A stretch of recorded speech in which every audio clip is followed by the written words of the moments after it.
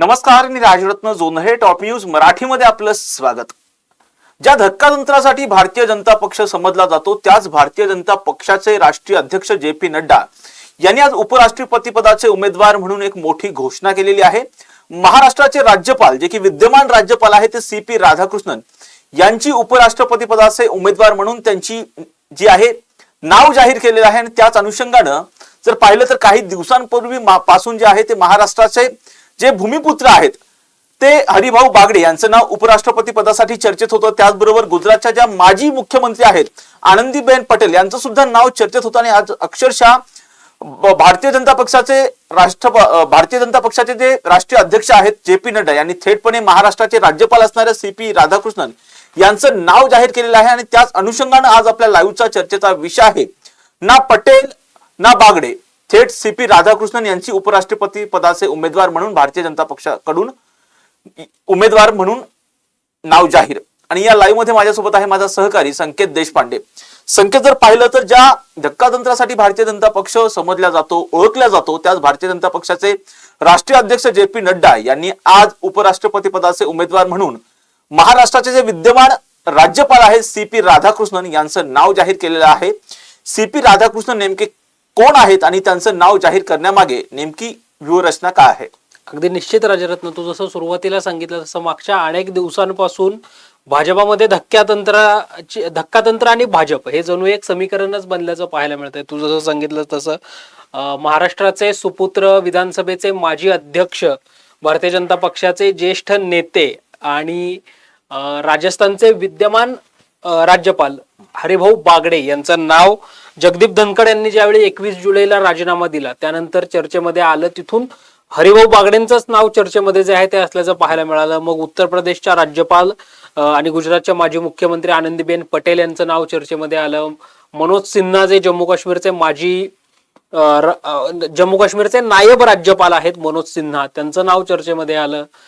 किंवा अगदी राजरत्न भारतीय जनता पक्षाचे वरिष्ठ नेते आणि देशाचे संरक्षण मंत्री राजनाथ सिंग यांचं नाव सुद्धा उपराष्ट्रपती पदाच्या शर्यतीमध्ये येऊन गेलं. माजी राष्ट्रपती एम व्यंकय्या नायडू यांना सुद्धा उपराष्ट्रपती पदासाठी भाजप संधी देऊ शकतं, कारण राष्ट्रीय स्वयंसेवक संघाची शताब्दी वर्ष आणि एम व्यंकय्या नायडू यांचं संघाशी रिलेशन आणि भाजपमध्ये सुद्धा अनेक वर्ष केलेलं काम आणि या अगोदर ज्यांनी उपराष्ट्रपती म्हणून देखील केलेलं काम, या सगळ्यामुळं नायडूंचं कमबॅक होऊ शकतं अशी सगळी चर्चा सुरू असताना एक बातमी येऊन धडकते की एनडीएचे उपराष्ट्रपती पदाचे उमेदवार ठरवण्याची जबाबदारी ही पंतप्रधान नरेंद्र मोदी आणि भारतीय जनता पक्षाचे राष्ट्रीय अध्यक्ष, केंद्रीय आरोग्य आणि कुटुंब कल्याण मंत्री, फर्टिलायझर मंत्री जगत प्रताप नड्डा अर्थात जे.पी. नड्डा यांच्याकडे ती जबाबदारी देण्यात आलेली आहे.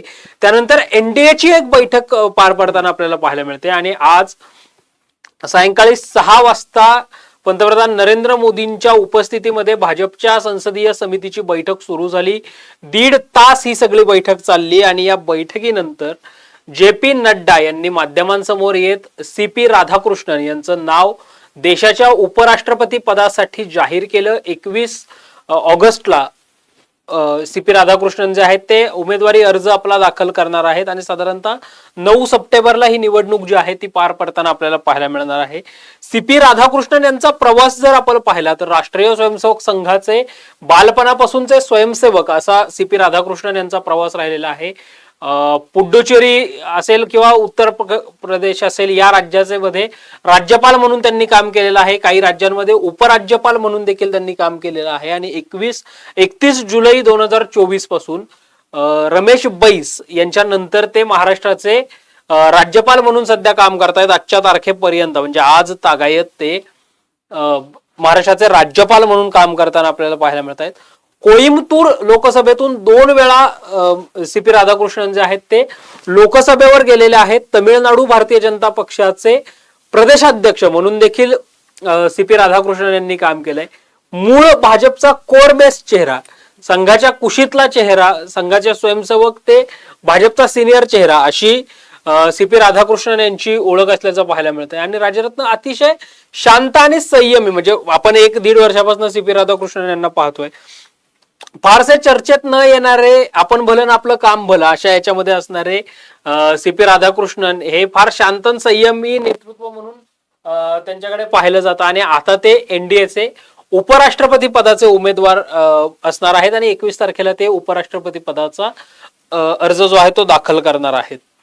संकेत जर पाहिलं तर जगदीप धनखड जे की यापूर्वी राष्ट्रपती होते त्यांनी थेट पावसाळी अधिवेशनाच्या पहिल्याच दिवशी राजीनामा दिला. त्यांनी राजीनामा देण्यामागची कारण काय होती असं वाटतं? राजरत्न, प्रामुख्याने जर आपण जगदीप धनखड यांच्याविषयी बोललो तर जगदीप धनखड हे तृणमूल काँग्रेसमध्ये त्यांनी काही वर्ष काम केलेलं आहे की मंत्री म्हणून त्यांनी काम जे आहे ते केलेलं आहे आणि ते ज्यावेळी पश्चिम बंगालचे राज्यपाल होते त्यावेळी ममता बॅनर्जी विरुद्ध राज्यपाल, म्हणजे आपण महाराष्ट्रामध्ये महाविकास आघाडीचं सरकार असताना भगतसिंग कोश्यारी विरुद्ध उद्धव ठाकरे असा जो काही संघर्ष पाहिला किंवा अगदी तमिळनाडूमध्ये सुद्धा राज्यपाल वर्सेस मुख्यमंत्री असा जो काही संघर्ष आहे त्या सगळ्या संघर्षामध्ये त्यावेळी पश्चिम बंगाल सरकार विरुद्ध जगदीप धनखड असा संघर्ष जो आहे तो सातत्याने सामना रंगताना आपल्याला पाहायला मिळत होता.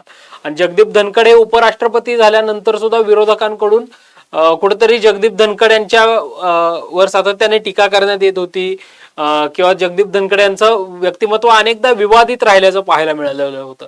मात्र आपण जर पाहिलं तर 21 जुलैला अचानक रात्री 9:30 वाजता एक बातमी येऊन धडकते आणि तीही ट्विटरवरनं कळतं की देशाच्या उपराष्ट्रपतींनी जगदीप धनखड यांनी आपल्या पदाचा राजीनामा दिलेला आहे. अनेक कारण या सगळ्यामध्ये दिसताना आपल्याला पाहायला मिळतात. मात्र प्रमुख कारण जर आपण पाहिलं तर यशवंत वर्मा जे आहेत त्यांच्या विरोधातला महाभियोग जो आहे तो चालवण्यासाठी लोकसभे अगोदर राज्यसभेमध्ये जगदीप धनखड यांनी राज्यसभा सभापती म्हणून परवानगी दिली. JP नड्डा यांचं भाषण तिथं सुरू होतं आणि त्यावेळी मल्लिकार्जुन खरगे आणि JP नड्डा यांच्यामध्ये खडाजंगी झाली आणि JP नड्डांनी राज्यसभेमध्ये सांगितलं राजरत्न की मी जे बोलतोय ते रेकॉर्डवर राहील आणि मल्लिकार्जुन खरगे जे म्हणतायत ते रेकॉर्डवर येणार नाही. म्हणजे वास्तविक राज्यसभा सभापती म्हणून तो जगदीप धनखड यांचा अधिकार होता आणि JP नड्डांनी जाहीर केल्यामुळं काहीशी हालचाल जी आहे ती किंवा तिथं जगदीप धनखड नाराज झाले असं बोललं गेलं. आणि 1 ते 4 म्हणजे 21 जुलैला 1 वाजल्यापासून 4 वाजेपर्यंत दिल्लीमध्ये अनेक अनपेक्षित घडामोडी घडल्या आणि त्यातून जगदीप धनखड यांचा राजीनामा झाला अशी चर्चा दिल्लीच्या राजकीय वर्तुळासह देशाच्या राजकारणामध्ये जी आहे ती प्रामुख्याने होताना आपल्याला पाहायला मिळते. संकेत, आता ही जी निवडणूक होणार आहे उपराष्ट्रपती पदाची यासाठी कुठेतरी सत्ताधारी आणि विरोधकांमध्ये कुठेतरी स्वतःचं संख्याबळ काउंटडाऊन करण्याची एक संधी असते का? कशा पद्धतीचं यामध्ये शक्ती प्रदर्शन वगैरे विरोधकांकडून होऊ शकतं किंवा सत्ताधारी पक्षांकडून होत असतं? अगदी निश्चित राजरत्न, जगदीप धनखड यांचा कार्यकाळ हा 2028 पर्यंत होता आणि जगदीप धनखडांच्या वेळेस जर आपण पाहिलं तर त्यावेळची UPA आघाडी होती आणि इकडे NDA आघाडी होती.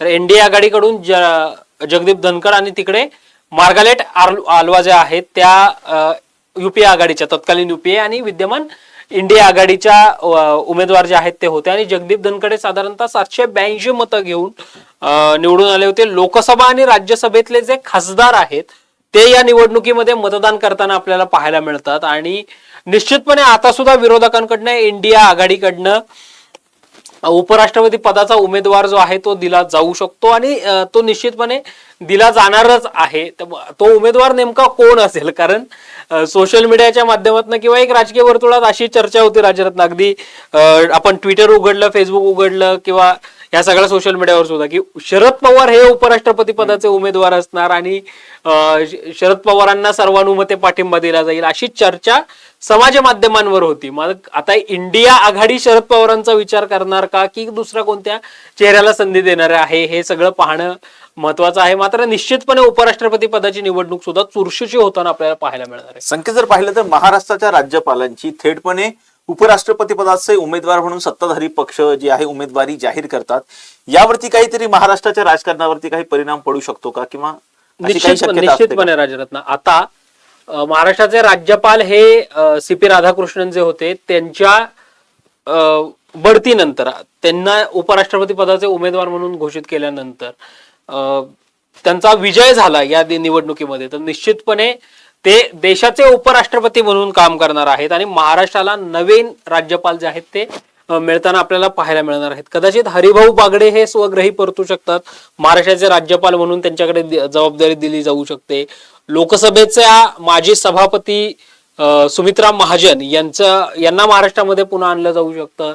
त्या महाराष्ट्राच्या राज्यपाल होऊ शकतात. कारण रमेश बैस यांच्यानंतर सुद्धा सुमित्रा महाजन यांचं नाव महाराष्ट्राच्या राज्यपाल पदासाठी चर्चेमध्ये आल्याचं पाहायला मिळालं होतं. महाराष्ट्राला नवीन राज्यपाल जो आहे तो मिळताना आपल्याला पाहायला मिळणार आहे.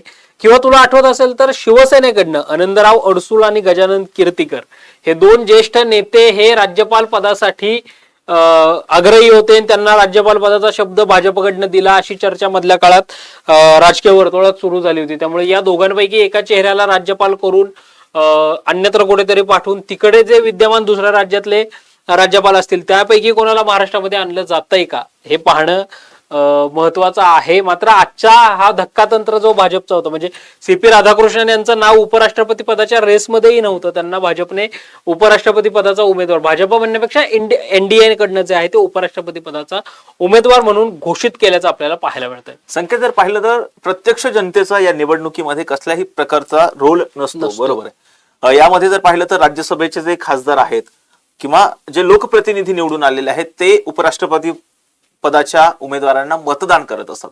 अशा वेळी उपराष्ट्रपती पदाचे किती महत्वाचं हे पद असताना त्यांचे अधिकार वगैरे काय असतात, कशा पद्धतीचा त्यांचा रोल हा राज्यसभेमध्ये असतो? राज्यसभेचे पदसिद्ध सभापती म्हणून उपराष्ट्रपती जे आहेत ते काम करताना पाहायला मिळतात.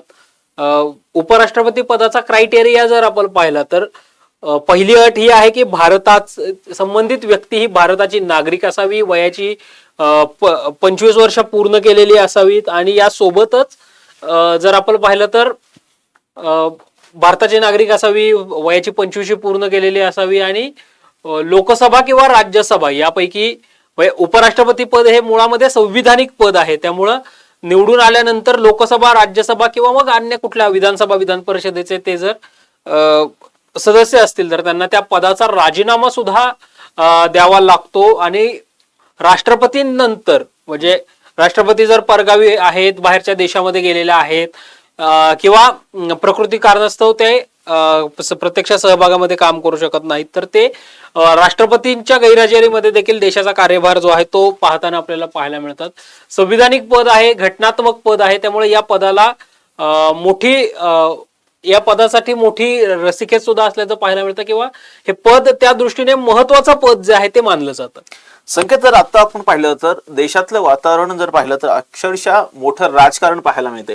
ज्या पद्धतीनं राहुल गांधी यांनी थेटपणे निवडणूक आयोगावरती हल्ला चढवलेला आहे, ओट चोरीचा आरोप जे आहे थेट त्यांनी निवडणूक आयोगावरती केलेला आहे. आणि त्यामुळे जर पाहिलं तर काही दिवसांपूर्वी संसद भवनापासून इलेक्शन कमिशनचं जे मुख्य ऑफिस आहे त्यावरती जे ते विरोधी पक्षाचे ते खासदार होते, जवळपास 300 खासदार आणि 25 पक्ष या मोर्चामध्ये सहभागी झालेले होते. त्यांनी मोठं आंदोलन केल्याचं पाहायला मिळालेलं होतं. विरोधी पक्षाच्या खासदारांना थेटपणे दिल्ली पोलिसांनी ताब्यात सुद्धा घेतल्याचं पाहायला मिळालं होतं. आणि अशा परिस्थितीमध्ये आज जर पाहिलं तर विरोधी पक्ष अर्थात इंडिया आघाडी वर्सेस निवडणूक आयोग अशी जी लढाई सुरू झालेली आहे त्या लढाईच्या मध्येच कुठेतरी उपराष्ट्रपती पदाची निवडणूक होती आहे. यावरती कशा पद्धतीने परिणाम होऊ शकतो, विरोधकांची कशी एकजूट या माध्यमातून दिसू शकते?